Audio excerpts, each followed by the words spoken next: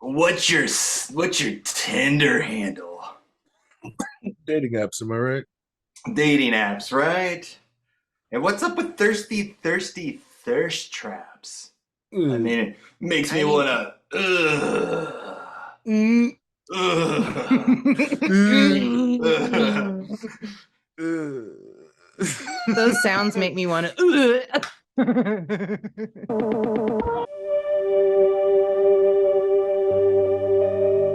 There is a place that light is afraid to touch, where the monsters beneath your bed and hiding behind your fear refuse to travel. Do you dare? Is your mind capable of the sights you will see? Is your body prepared for the sounds you will hear? Is your spirit up to the challenge of what you soon may feel? If so, have a seat with the seductress of the dark, Sarah Terror, the Sultan of Sadism, Chunky Larry, and the Clown Prince of Fear, R.Lee Grind. This is the Ghoul Kids Table. Greetings, fellow insomniacs, and welcome to the table. Hello, and welcome to another episode of the Ghoul Kids Table podcast, wherever you listen to podcasts and on YouTube. I am, of course, your friend in fright. My name is Chunky Larry, and joining me at the table this and every week are two of my favorite fucking people. And for starters, she is the kindest of the kind, the sweetest of the sweet, and often misled and talked over. Miss Tragic Rawr, how are you? Oh, the girl with no voice. How are you today? Are you gonna clink that glass? The whole show. Ooh. And Ew. sitting at the other side of the table, slurping at the other side of the table, is the cause of colorophobia in several states, the clown who loves to get down, the Clown Prince of Fear, and I'm sure there's another one, the Shirtless Wonder, Grindy the Clown himself, Mr. R.Lee Grind. How are you doing? Flex for the camera. You're on YouTube. Let's get those numbers up. Somebody's got to show some skin around here. That's right. I've been Those better. Delilah segments are so short. I've been better. It's been a rough week getting blocked by Trapped on all social media. That was really rough. Being called un-American and being told to get out of lead singer's country, that was pretty rough. That sounds rough, man. Didn't even thank me for my service. What a chode. Son of a bitch. It sounds like you tried to take them on. I did. I thought I was headstrong, but it just turned out that they're a victim, which was a single of their third So album. did you back off or did they back off? Well, they blocked me, so he obviously doesn't believe in freedom of speech. This is now where you belong. Yeah. We can keep going. I don't know if we can keep going Yeah. because there's not a lot of lyrics. Yeah. Like they only have the one song, so it's Yeah. like, what are we gonna do? No, I'm good. Honk honk, motherfuckers. Hold on. Hold, please. Mm. Honk honk, motherfuckers. Configuration. Yeah, I love it when you lean into the camera. Like, But we need to get this going because I have to go walk the dog. Okay. We'll try to speed through this. We're talking about something that we had intended to talk about a very, very long time ago. This was actually going to be the very first episode of the Ghoul Kids Table podcast, but there were some technical issues that made that impossible. We ended up, instead of having the same conversation again, moving on and moving forward. And so Terrified was the first episode. This is a long-winded way of saying we're cycling back because we've run out of ideas. And so since we've run out of ideas, here's a Delilah clip. Yes, I'd like to reserve the blood-soaked suite on the upcoming Carnage cruise. Oh, It sounds terrible. Bye-bye. Sorry, my little ghoulies. I had to take care of some business. Auntie's gonna be going on a vacation soon, and I hope it's just miserable. Usually I have better intros for that segment, but that one was fine. It'll do for here. That was nice. I liked that. Yeah. Larry, I appreciated that you didn't talk over Delilah. Yeah. That's a first. That's a first. It's a clip, so I can't really. I trust me, I tried. I tried to pull some strings with the editor, but it all ended up on the cutting room floor. I can't. I don't know what to do with it. But R.Lee.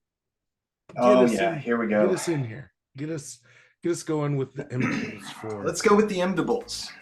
Finney Blake is a shy but clever 13-year-old boy who is abducted by a sadistic killer and trapped in a soundproof basement where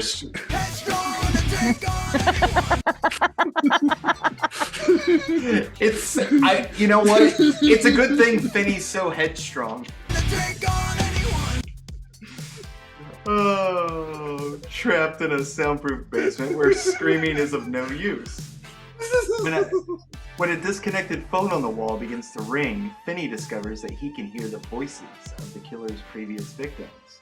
And they are dead set, headstrong, on making sure that what happened to them doesn't happen to Finney. And that was by the Bucket Writer. Well, thank you, Bucket Rider. You did a pretty good job. Yeah, that was pretty. That wasn't bad. That didn't suck. I'll give it a 7 out of 10. 7 out of 10. Yeah, good 7. I think it Solid gave 7. a little too much away. Yeah, maybe a little. Yeah. But yeah. Don't most trailers though?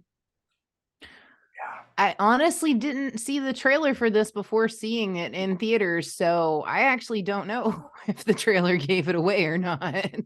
I actually refuse to watch trailers because they give too much away in the trailers. I just when you see them, it's like, okay, well, now I've seen the movie. Do I really need to go see it? Am I still interested? They gave me everything, but I guess it's like never mind. What were your thoughts about the Black Phone? Rawr. So this was an interesting movie, I think, especially if you were a kid growing up in the 70s, 80s, and even early 90s. The look, the feel, everything about this movie, I feel like the three of us lived parts of this movie. I know we did, actually. I'm trying not to copy our first conversation about this so many moons ago, but I think it was a relevant part of our conversation, is that because of when we grew up, this movie kind of like slaps you in the face a little bit just from the look and feel of it alone. Mhm. So,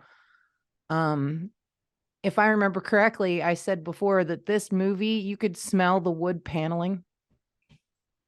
And Yeah. you could, you knew exactly what those kids were who were walking to and from all over the place without adult supervision. The pull tab cores, was it a cores? Yeah, it was a course. Oh, of course. All of that, Yeah, of course. of course. All of that, we grew up with that. All three of us grew up with that. So this was a kind of jolt you back to childhood a little bit. And to me, this movie, with all its different layers, again, I didn't watch the trailer before going to see this. So nothing was given away. It was a total shock to me watching it. There were some really hard parts to this movie. But all in all, I've probably watched it 5 times just this week since it came out on Amazon Prime. I absolutely adore this movie. I ended up doing like this last minute watch last night, and when I had originally watched it, it was on Peacock. I was like, oh shit, what the fuck is it? And then I panicked And I started going through all of my different apps. And I was like, fuck, it's not here. Fuck, it's like the end of the Lawnmower Man, where he's like trying to get through the Lawnmower Man, that's a movie we need to Do review. we? Not sober. That's an idea.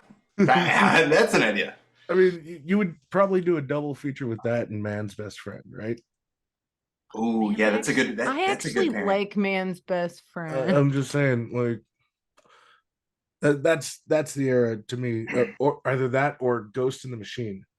Yes, Ghost in the Machine and Lawnmower Man. That's a double Actually, feature. no. Let's do Lawnmower Man and Johnny Mnemonic. Now we're just doubling the bad. Just pile it on the bed. Just heat that shit on there. We get iced tea with that one. Yeah. I don't know if you know this or not, but I be in the future, and I'm a bit of a gamer.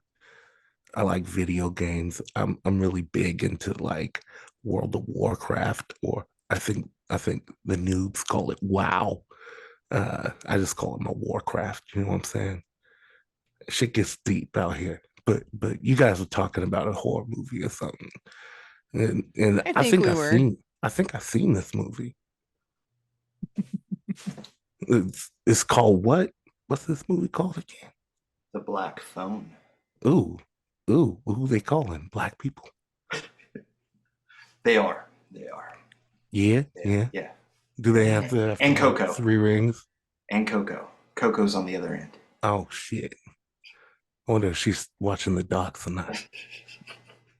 I'm so worried about my dogs. Sometimes I just put like 80. Oh, I knew that was going to break down eventually. Oh, I was just waiting for it. perfection. Sometimes I put like itty bitty chains on them and just link them up to the wall. Because they're little itty bitty dogs, so you don't want a big chain on a little dog. You know what I'm saying?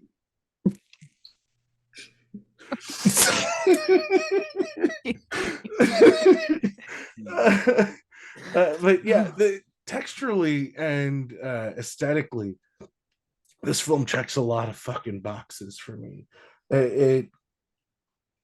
You had said it smells like wood paneling when you're watching it, and that's completely apt. This is very much within an era, and the detail that they went to kind of capture that era and that essence is one of the most important parts of this picture, because it really informs the performances of the child actors.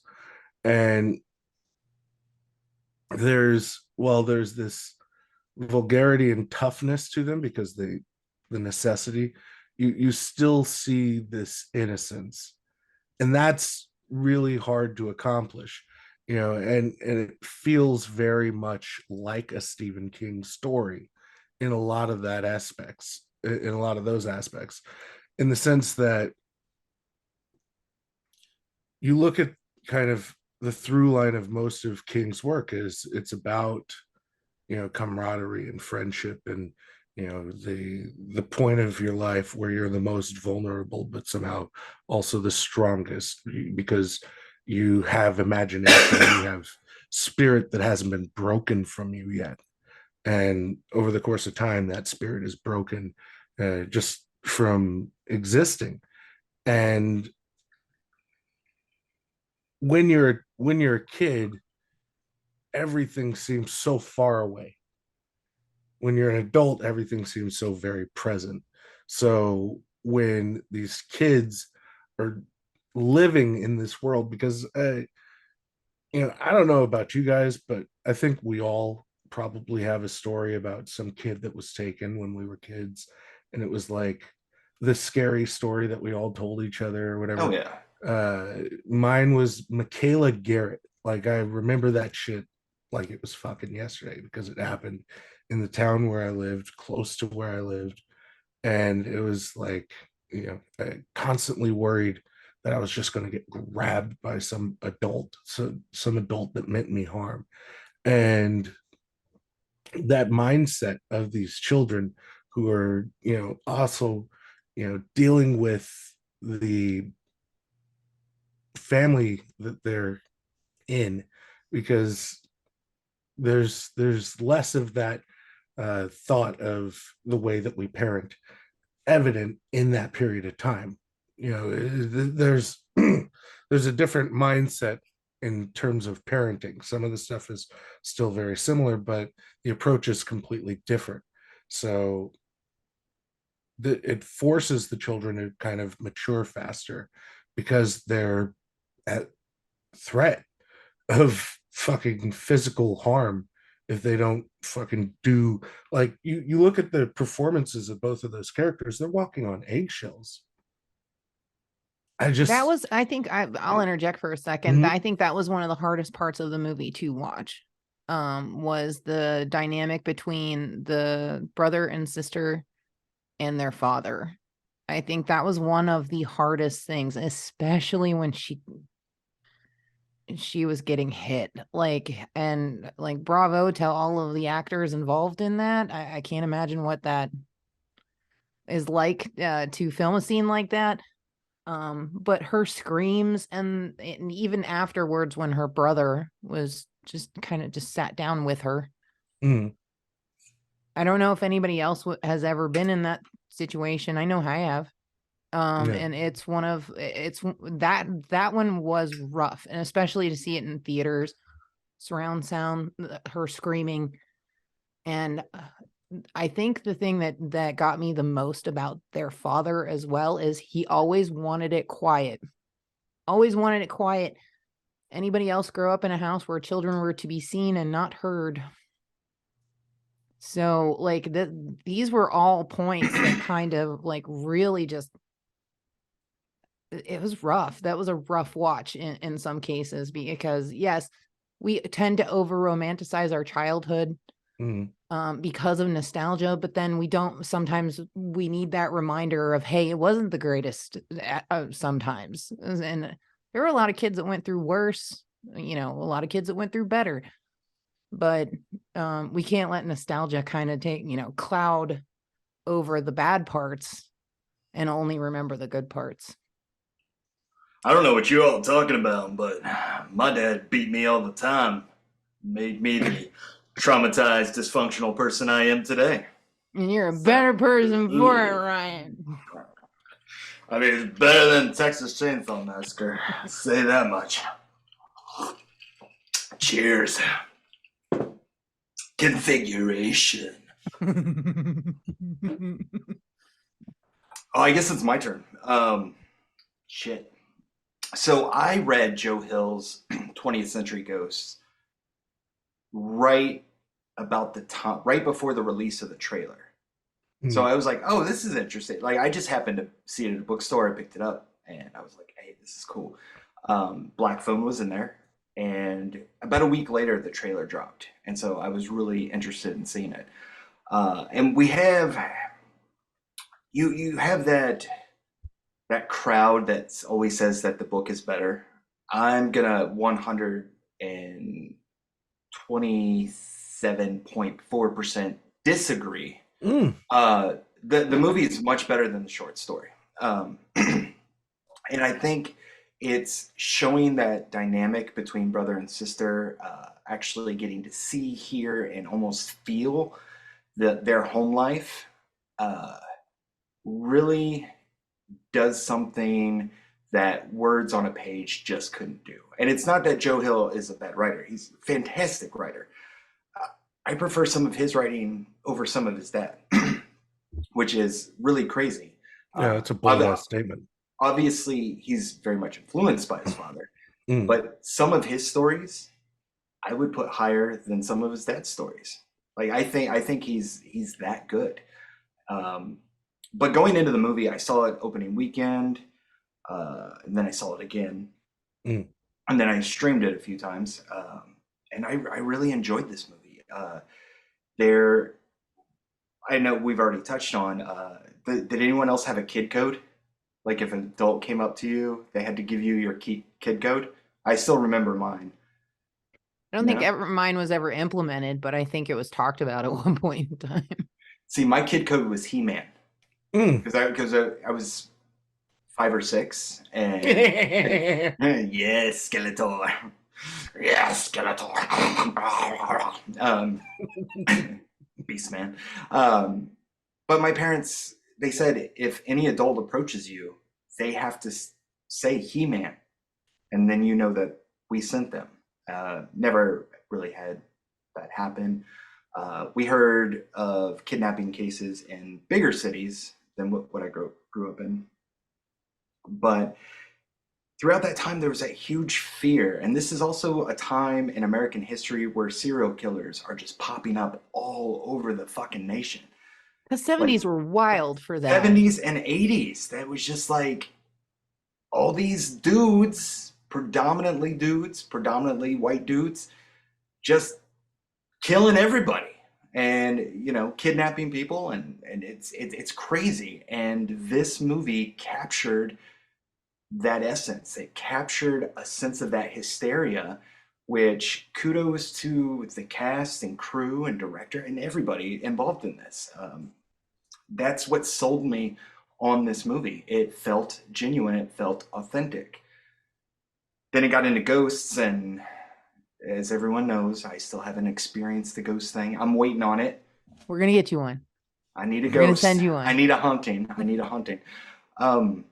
But even that was just a fun, engaging, thrilling ghost story. Like, imagine being that kid and knowing someone, like personally knowing somebody who was abducted, and then you see his ghost. Like, that's gotta fuck with you a little bit. And Finney, you see that, like, through his acting, you know, at first, like, he's reacting like any kid would, you would think, and then, you know, he starts to piece things together and figure things out. And Ethan Hawke, Jesus fucking Christ, this guy can act his fucking ass off. And his character really didn't have that much of a presence. You know what I mean? But every single second he was on screen, he owned it. He fucking owned it. And beautiful job. Beautiful fucking job. And yeah, I mean, I thought this movie was just a fantastic movie. And if you're listening, still haven't seen it, go watch it. It's worth the watch.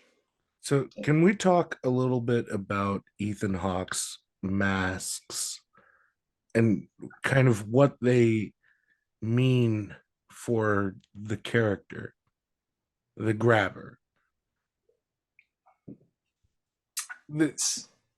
He has different faces with the mask. He has a smile, he has a frown, he has a blank face.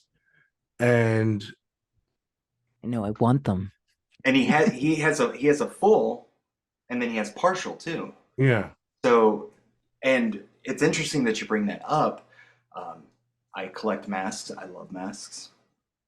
And each configuration, no pun intended, of the mask, and when he wore it at different parts were giving the audience an insight into what was going on in the grabber's brain, which I thought was fucking brilliant. This isn't just a hockey mask. It's not a plain white mask. This is a tool that Ethan Hawke was able to use to give the audience a little bit of insight into the character, which was fantastic. Even when we first see him too, his face is covered. It's not necessarily by the mask. He's always got something on his face, like so makeup and the bandana. Yep. Yeah. So it's not just the mask. Like there's something with his face. We never get a full story of that. And that's fine. I'm perfectly cool with that. But I found that little detail to be interesting, that his face was never out in the open. Except for when he was being murdered. And yes. Then at that point, oh yeah, his reaction to the mask coming off is very telling to what the mask signifies to him as a character. That the mask is kind of controlling his actions, and he doesn't know how to act without it. Mm-hmm. And so even when he's stalking these kids, he doesn't know how to be. You listen to the way that he talks when he's taking Finn. It's uncomfortable, it's awkward, but then once he has that mask on, it's completely different. And his voice changes depending on his mood too. And I Yeah. found that to be like another awesome detail. I loved that he was, even if it was subtly different, it was different. Like, I think one of the most, I'm just going to say it's a dickhead move, because the grabber was a dickhead to these kids. He was just, he would mess with them. Yeah. He would mess with them. You know, why would I poison your food? I already have you down here. You know, and there was a weird honesty to him, but there was also like almost an arrogance, I guess you could say, that because he's dealing with these kids. And when we say kids, we're talking about mid-teens, which I thought was the perfect age to pull off this entire story. If you would have gone younger, it wouldn't have worked. If you had gone older, it wouldn't have worked. So like that beautiful like 12 to 15-year-old awkward stage of life, I think made this actually perfect. But I will say that the grabber himself, like, he was a legitimate, he was not a great guy. There was no redeeming qualities out of this person at all. Sometimes you try to find one with a villain. When he said he was questioning Finney about his name, and Finney lied, and he threw the newspaper at him and said, I was just getting ready to like you, and I was going to let you go, and then walked out. I that was one of those, I want to hit him repeatedly, please, because what, like, this poor kid's already terrified in a basement somewhere, and you're saying stuff like that. Like, it's just adding salt to the wound at that point. I love the cat and mouse dynamic that the grabber had, like, throughout the whole film. I mean, that's essentially it's a cat and mouse game that he plays with these kids because he knows he can. Like, if you think of it, where do we come up with cat and mouse? Cats hunt mice, but cats are much larger than mice. They have many more advantages over mice. and and so it adds such a terrifying element to this whole movie and this whole story. I mean, it's beautifully done. Beautiful. So I also want to talk about him and his relationship with Finn, because he's put off by Finn from the very beginning. There's something about Finn that's different from the rest of the boys that he's taken. Well, Finn hurts him.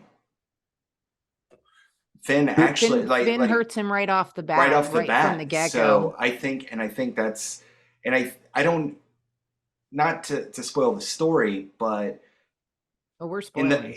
In the book, it hints at the fact that this is the first time someone has fought back and actually inflicted pain on him. Yeah. And he reacts like, oh, like anyone else would, but then he switches it, because he's like, oh, I gotta have control. I have to control the situation and be able to manipulate and everything else. So, but there's also the element of his sister too, and so one of the cool parts about this is his sister is almost like not a medium, but help me out with the right word here. Clairvoyant. And I think maybe her brother has a touch of it as well. And that's why he was able to talk to the boys that had passed. I think that is a big chunk of it as well. And maybe because when Finn is first in the basement, the grabber even asks, hey, do you hear a phone? Do you hear a phone ringing? Like, I think there's something else a little deeper to the grabber. He used to hear the phone. He still hears No, the phone. he still hears the phone, but he doesn't Bruce said believe that, it. yeah. Bruce said that he hears it, but he pretends like he doesn't. I think there might be something that the grabber is picking up from Finn that maybe we're just not privy to that information, which adds a little bit of depth to it. I think a little bit of mystery to it. I absolutely love that theory, actually. Absolutely agree. That was actually what I was going to say, is that there's this weird energy that Finn gives off that the grabber is recognizing, and he's attuned to the same wavelength that Finn is on, the same wavelength that his sister is on. They're all tapped into something that is kind of unspoken, and his sister looks at it as God. Finn sees it as this phone, and the grabber sees it as the mask. They all have different talismans that lead them to this spiritual world. For his sister, it's the dollhouse, and they each have that ability to them, but none of the other kids did, and that's what makes them different. That's what makes the grabber give pause to certain things. That's why he's not sleeping, and the fear of his brother finding out about him. And go ahead. That whole thing with the brother, I'm just gonna say, I'm sorry not to interrupt or anything. No. The thing with the brother, watching this movie the first time, and the cops are canvassing the area, and they knock on the door, and this coked up brother is like, I know where he is, I know what's going on. And I was like, there is no way that it's gonna be that. And sure as shit, it's the grabber's brother. And I was like, I felt like I was being punked at that point. I felt like someone was fucking with me. I was like, there's no way that these kids are in the basement under this thing, under this guy. I want to know the mechanics of that, actually, because he has the fucking padlock on the door with the code. Does his brother never leave the house? There's 2 different houses too. Yeah, but the house that they go to when they find the bodies is empty. Right, but isn't that the house that they showed up at first? They show up at the house with the bodies, but the house across the street is where he's keeping the kids. Is. But isn't the brother staying with him? Right, but he was. Yeah, go ahead. Sorry. I thought this was an interesting dynamic, because how many times in real life cases have family members been like, you know what? I got a feeling that like they're on the right track, but they haven't quite nailed it down. Like there's something off, but I can't quite put my finger on it. And then, the serial killer gets caught, and they're like, oh shit, yeah, I knew it all along. And so you had multiple real life incidents like that, and it translated over to this film through the brother. And the brother's a drug addict, and obviously like out of his fucking mind, like high on coke. So nobody's going to take him seriously. And that actually puts the brother at a disadvantage, and it actually puts the brother where he can be manipulated either through drugs or threat of calling the cops, So is it plausible? I think so.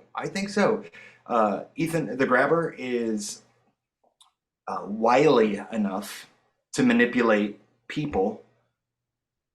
He could very easily manipulate his brother. Yeah, this guy's on coke, and he's passing out in his mask in the fucking kitchen. Like, yeah, I had that question too. Like, the brother doesn't come down for like some milk and cookies or something at some point in time and be like, why the fuck are you sitting here, bro? And from the looks of it, the brother has a whole But that goes back to my whole point. He was in the other house. The brother was in the other house, not the one with Finn. We don't know how he got to that one. So, and actually found Finn. Yeah. it's fucking it's very unclear with that because he's got a whole fucking wall set up with It's like that a Charlie Day map meme, and that Charlie Day meme, yes, where he's like yes. got all the chords down, and he's like, "This is the yeah." And he's doing fucking lines of coke, just like living the dream. That's the dream, right? That's the American dream, doing lines of coke and fucking obsessing over a true crime. I mean, true crime is questionable, but obsessing, yeah, definitely. I could see obsessing. So I feel like is kind of unclear, and you just kind of accept it because what else are you gonna do? I love the fucking scene where shit's about to start going down and they go into that fucking Pink Floyd song. Like every time I fucking see that, I'm just like, draw. And another thing that I've noticed watching this film, because I've watched it a ton of fucking times now, and trying to record this fucking show. But At least you watched it, hold though. on. Oh, technical difficulties. Sorry, guys. Hold, please. Are you there? Are you there? Hold, please. What Guys. happened? Guys. Oh, internet. I have no idea what Fucking happened. pesky internet. Sorry, we interrupted you. Go ahead. Goddamn Leatherface.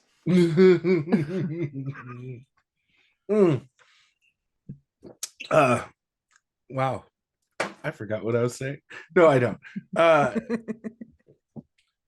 Throughout watching this film, every time I watch it, it manages to capture tension and it's not built on jump scares. And that is in itself a testament to its effectiveness because they do a strong enough job of building your affection for the characters that are going through the journey. And I say it all the time, I preach this constantly. Make me care about the characters so I care about what happens to them. And that's what they do in that first act is they're making you relate to Finn in a personal level. He's getting beat up by fucking bullies at school. He's getting beat up by his fucking dad. He's not well off. He's just some poor kid who just is being lost. And one of the ghosts actually say, you go your whole life being invisible, and then everybody knows your name. Right. And like that to me is one of the most like poetic lines that they say in the entire movie. Is it just you grab onto that fucking line and it makes sense to everything that happens with all of these characters. Every single one of those characters was a person that isn't fucking there anymore, that had all this promise, and they really hit you with that when they talk to those characters. They show you their lives. With Bruce, they show you from the point when he's a fucking baby, and they take you through his life's journey to the point where he crossed paths with the grabber, to reiterate that no matter how fucking cool the mask looks, this is a really bad guy.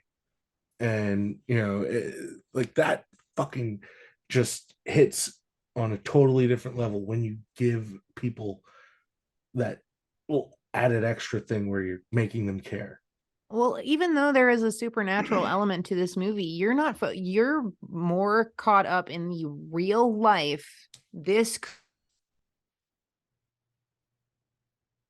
we really have a technical difficulty? Holy shit, we did. Oh my god. Oh my goodness. Oh, ghost dog.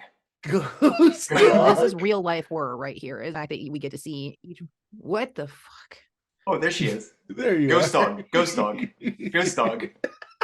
It happened. We did it.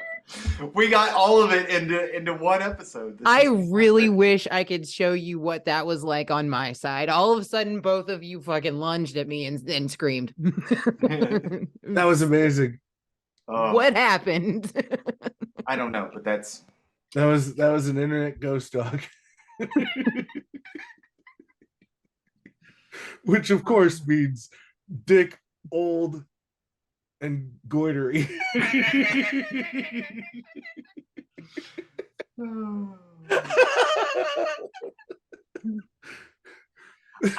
I still like disgusting, obnoxious goober. Like disgusting, obnoxious goober. That's my dog. Disgusting, obnoxious goober. Yeah. Disrespectful, objectifying goon. We actually had to go, and it interrupted me. You Damn were it. saying something. I was saying something. Who I'm cares? sure it was deep too. It was awesome. Whatever. Whatever. Yeah, that's a great idea. By the way, R.Lee, what's in your glass? I'm gonna have a drink for this, but right now I'm just drinking Jameson Black Barrel and Coke. I kept it simple. I love that Black Barrel though. Fucking You hear that, Jameson? Jameson. Oh, I love all of you. I love your orange. I love your stout. I want all of you in me. Get in me. Look, I'm already Put ready. yourself in me. I'm already ready. Just cover me with the Jameson. That is totally going to help with the retention. Maybe they'd be like, don't do that again, and we'll just give you lots of booze. Gotta get the views up, daddy. Boobs for boobs. Boobs Oh. boobs for hashtag Do it, boobs for R.Lee. booze. Hashtag Show the boobs, nips. boobs for boobs. Oh, that top shelf horse should be done shirtless. So Yes. Why not? it's gonna be shirtless. Yeah. And it's Yeah. got to have some booze in it now.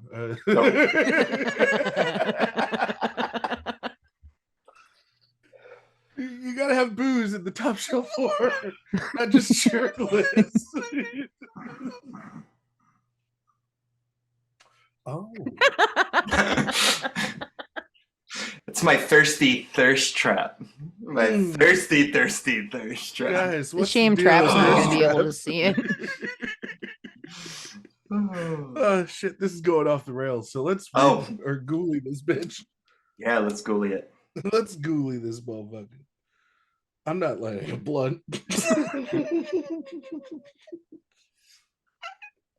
This is Sarah. getting worse by the time. How many? Yes. Sarah, give us your ghoulies. Sure.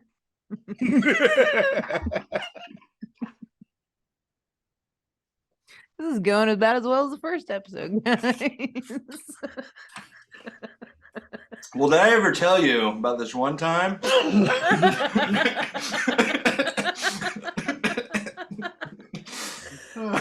Oh, we got it all now. We got it all. Oh God. Oh, shit, We we did got not get enough jokes out before we did this. Oh. Ladies and gentlemen, the episode that hit the cutting room floor is now here for your enjoyment. It's So marvelous. Sarah, what is your ghoulie configuration? Okay, so my ghoulie configuration. I don't know. Is my internet working? Cool. You're such a powerful, capable woman, Sarah. You never can do know it from this anything. episode. You can do anything. Quick, talk over her. Sarah, say something. That was me talking over her. Yeah. All right. So my ghoulies for the Black Phone. I absolutely adored this movie. There was a lot of the elements to the story that were familiar, but still different enough that it kept you engaged. It kept the tension up.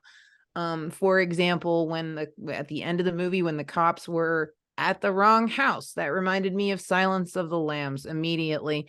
The kids in the basement, that's John Wayne Gacy all the way. So there were so many real life elements that were taken in, also other cinematic elements that were taken into this movie, but it all felt really fresh and really wonderfully done. The acting is phenomenal. When I got cut off, I was actually going to talk about the ghosties for a second. I love that they were caught on a loop. I love that they got the sister. I love everything about that. I feel like there is nothing wrong with this entire movie, even the stuff that is left to kind of suspend belief for a second on, like, with the brother, how the hell did he get there, all that jazz. I think the kids did a phenomenal job. I think these kids are going to be fantastic, and no matter what they do from now on. And Ethan Hawke, even though he's been in the business for 40 years, like, he has always proved that he has the chops to do any role that he takes. So with that being said, I'm giving my first 5 out of 5 out of in the year. This is a 5 out of 5 for me. I think it is a damn near perfect film. R.Lee, what about you? Well, I'm just going to piggyback on what some of what Sarah said. The performances were phenomenal. This was a talented cast that was very well directed, and usually I'm a cinematography guy. Like, I get into the shots and the way it's shot. This was a movie that on rewatches I could pay attention to that, but the first couple of viewings I was so engrossed in the story and performances, which speaks volumes of the talent that this whole cast and crew had. Ethan Hawke, I mean, just sinister. See what I did there? I'm gonna give it a 5 out of 5. Damn. Yeah. So this wasn't the first 5 out of 5 for either of you this year. We also released the Monster Squad, which That one doesn't count. That was childhood. Okay. But this is kind of the same thing. This is hearkening back on a period of all of our lives that was important and impactful for us. This is pulling those nostalgia strings effectively, and not in a way that it feels like it's Gimmicky. talking down to you. It's not Or, gimmicky. So have you guys ever seen the movie Summer of '84? It's a fantastic movie. That Fear Street? No. There's a movie called Summer of '84. If you haven't seen it, you should fucking totally see it. Oh, older movie. Yeah. It came out like a couple of years ago. Yeah. But yeah. Phenomenal fucking movie. That also, much like this, plays the nostalgia strings effectively. And then there are things like Stranger Things that play the nostalgia strings in a way that you are aware that they're playing the strings. Does that make sense? Stranger Things feels gimmicky. This feels authentic. Yes, that's what I'm saying. That there's this natural, authentic, organic storytelling template that they're utilizing in an effective fucking way. Absolutely. And it's so expertly done. They talk about the psyche of the killer. They talk about the psyche of the victims. They manage to blend these things in very genuine ways. Nothing feels forced watching this movie.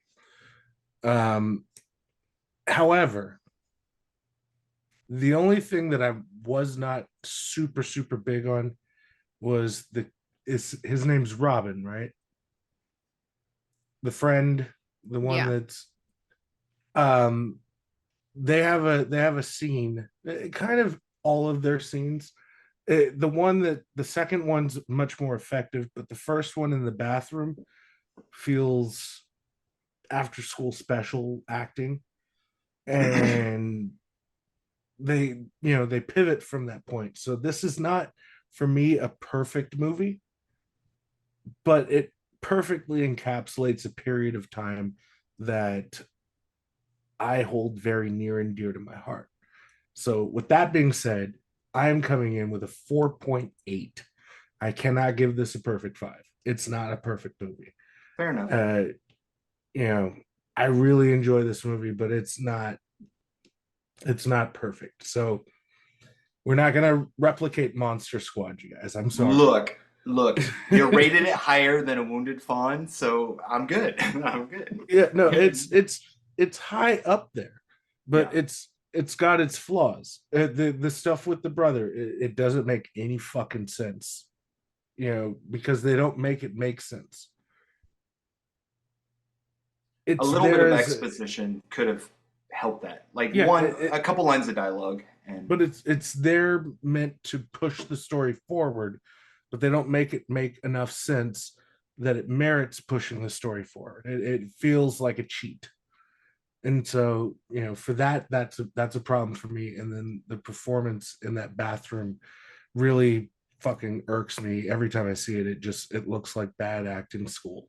And they redeem it at the end of the movie, but that point, it just, those two things, I just can't give something a perfect score if it's not perfect.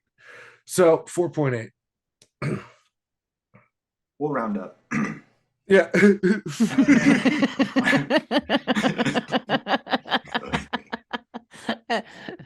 So what's the 0.2% that you're not taking though? Like we always do whenever we do halvesies. Yeah. Is it the bottom half or the what are you? Are you like taking off a half. foot? Oh, so you're like it's top half. That's like eyes. You just took the eyes. You just popped the eyes out of it. You skull fucked it. Yeah. Hashtag skull fuck. Team skull That's right. fuck. Team skull fuck. Hashtag team skull fuck forever. Team skull fuck for life. So some of you guys listening and watching the show, some of the episodes are a little bit sillier. Some of the episodes are a little bit more serious. We have elements of seriousness on the show. We are a very serious podcast. We take ourselves very, very seriously. Oh shit! I'm out. I'm not clinking anymore, and it pisses me off. You're just swishing. Hashtag Sloshing. clink clink. Hashtag clink clink configuration. So this is the point I want to drive home. I've had a couple of conversations this week about what is horror, what isn't horror. And the argument could be made for this film that it's not horror. And to that I say, fuck you. A big resounding fuck you with both birds. They're both up for you. If you have a problem, I got a third one up for you. Ooh. We'll save that for the only ghouls. What? Yeah, now we're gonna continue the show if we allow this path to go on any further. But what I'm saying is,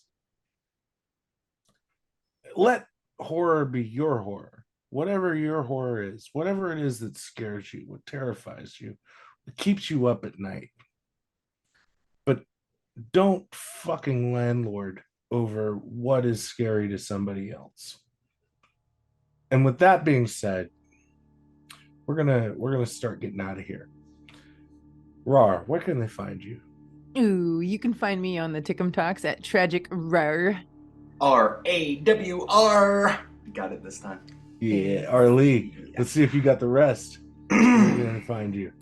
You can find me on Tickum Talks at R.Lee Grind. Here we go. Yeah, I've already messed up. At R.Lee Grind. Here we You can go. find me on TikTok at Top Shelf 4. I'm on Instagram, Top Shelf 4. I'm on Twitter, R.Lee TSH. And we have a Discord. Facebook. Oh yeah, Facebook. Top Shelf Horrors on Facebook, and the Ghoul Kids, we're also on Facebook. So. If you guys want to follow the Ghoul Kids table, which at this point, I'm sorry if you do, you can do that in a myriad of ways. You can start by liking us on Facebook, facebook.com/Ghoul Kids Table, following us on Twitter at Ghoul Kids Table, Instagram at GKT Podcast, and on the Tickle Talks at Ghoul_kids_table. At some point, if enough people ask, maybe we'll make merch. I kind of want a fucking Ghoul Kids Table t-shirt. But what about you? What about you, audience? Audience? Would you wear a Ghoul Kids Table t-shirt? Let us know in the comments. Do you want autographed topless pictures of R.Lee? Let us know in the comments. Do you want me to send you the autographed topless photos of R.Lee? We can do that. We know a photographer. If that's something you're ready to do, we're ready to horror ourselves for you. True story. So, brands, any kind of like horror brand that wants to get on this Ghoul Kids train while it's fucking rolling out the station. I need shirts. Yeah. Obviously. Yeah. Gutter Garbs, like, we're looking at you, motherfucker. You see, he gave you the serious side. Give us money, fuckers. There's no beating around the bush anymore. It's 2023. We need your money. We don't like working our jobs anymore. So give us money. We'll fucking whore ourselves out. You want us to fucking tell you that Jason X is a good movie? You give us money, we'll fucking do it. New Line Cinema. You want to give us some fucking money? I will fucking gets an upgrade. Thank you, Andrew. Thank you, Andrew. I will Shout out to extol Andrew. the virtues of Jason Goes to Hell for enough money. I will do that for you. I will give up the butthole for the right price. I would do anything for love. And by love, he means money. And I'll he'd totally even do that. Yeah. Yeah. Hashtag meatloaf is my safe word.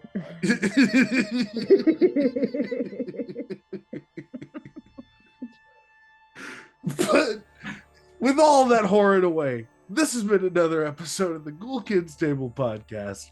Wherever you listen to podcasts, and also if you watch us on YouTube, listen with someone you trust. I don't want to sit at the table. I don't want to invite motherfuckers to the table anymore, man. Just invite anybody. No, we are elitos. We don't just invite anybody to the fucking table. Hashtag earn your chair, man. Earn your fucking chair, man. You don't just get to walk up to the table. What the fuck is this? You just walk up to my table. Take a Hashtag my seat. seat's next to a naked R.Lee. Thank you. You can't sit with us. Hashtag you can't sit with us. All right. Okay. Hashtag if you give good back rubs, you can sit next to me. You could kind of stand behind him. You can't sit with us though. You don't get a chair. You gotta stand and rub them shoulders. I got room back here. I got this spot right here in my fucking shoulder blade, right underneath All right. that motherfucker. Hashtag goodbye horses is playing in my head right now. Come on. Hashtag do the tuck. Would you honk me? I'd honk me.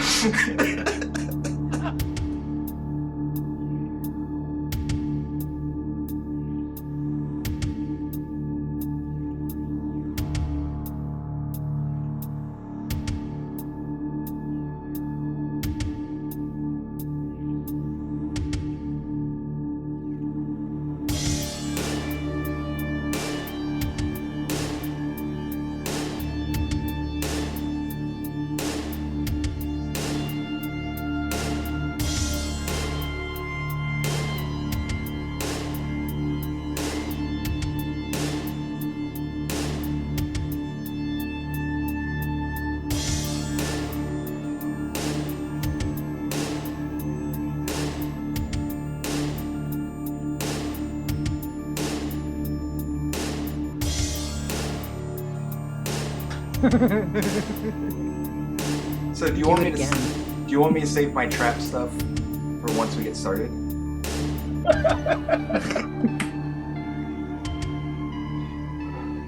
I'm just gonna make it real quick. So when you introduce me and say, "How you doing today?" I'm gonna be like, "I'm not doing well.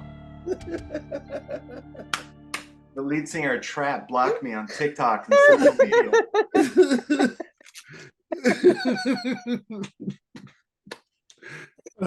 I told me to- wore. Ooh, no, He I told wore a me. shirt.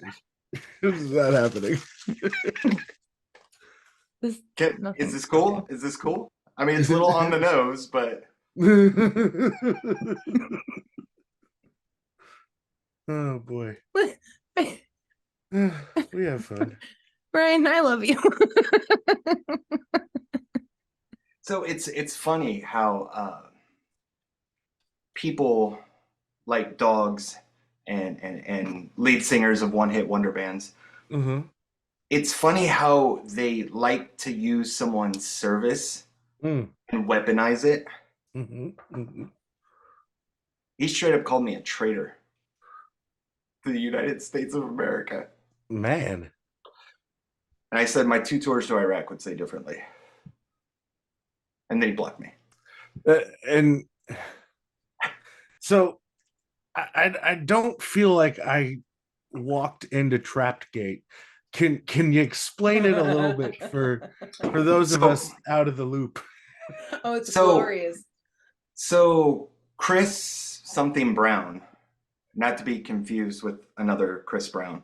Mm. He They're all winners. Yeah. It's kind of, if you're named Chris Brown, I just feel sorry for you. You're not being represented well.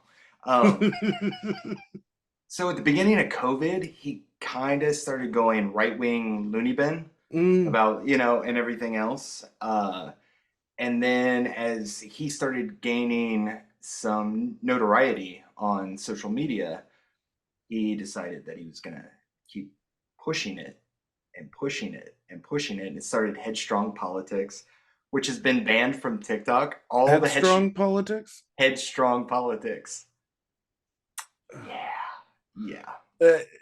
Now, I'm not familiar with the band Trapped, but I'm under the assumption that they're the band that did that song called Headstrong, correct? They did. They are. Okay, so this is like his claim to fame. This is like the dude from the Dukes of Hazzard still like, right. having like a General Lee and not worrying about the Confederate flag on it. Right. Like he's bucking the system. He fights the system. And so over the course of a year and a half, he's been banned from Twitter. He's been kicked off. He's had 7 or 8 accounts like removed from TikTok. And it's because he's a patriot. Oh yeah. Yeah. You should see his videos. He's always like wearing like grunt style t-shirts and he gives off vet bro energy, though he never served. And this is a band that started in 95. They had a hit back in 2000, 2001, Headstrong. Okay. They kind of jumped on that new metal, edgy, tough, what we call dad those rock. were never my takeaways from that song. Like, at no point in human history was that my takeaway from the song Headstrong.